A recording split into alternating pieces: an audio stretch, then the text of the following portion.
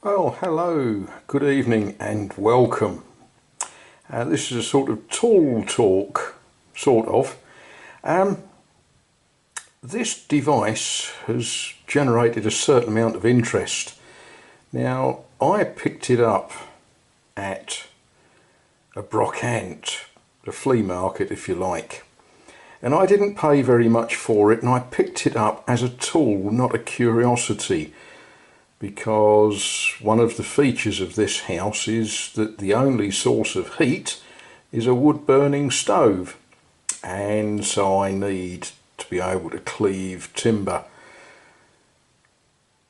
Now, it's not too dissimilar to a tool that I grew up with, so I'm quite happy using it.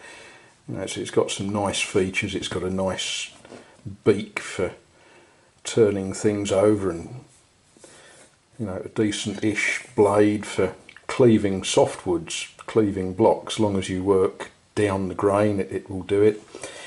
I don't know how old it is. I do know that it's got some woodworm in the handle, which seems to be made out of a fruit wood, and it's the tang is just belted over to hold the handle on.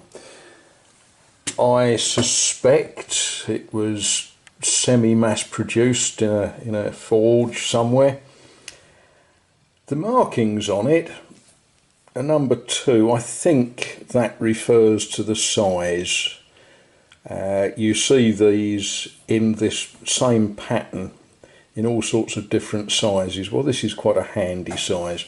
LF, who knows? Quite probably the F probably stands for something like fabrique or fabricant or something like that. You come across a lot of stuff made in France that somewhere in the name there'll be something like fabricant or something. The word underneath it, I can't make out the first 2 letters. It could be a QM or an OM, really can't make it out, but the next word is guarantee. So I suspect it was sold guaranteed to cut your fingers off if you get it wrong or something like that. And clearly it's, when you look at the way that it's coloured and rusted, it's been heat treated so that it's a decent piece of tool material. It's also suffered the damage that this type of thing suffers. When you're cutting lots of wood, sometimes you get tempted and you bosh it with a hammer to drive it in.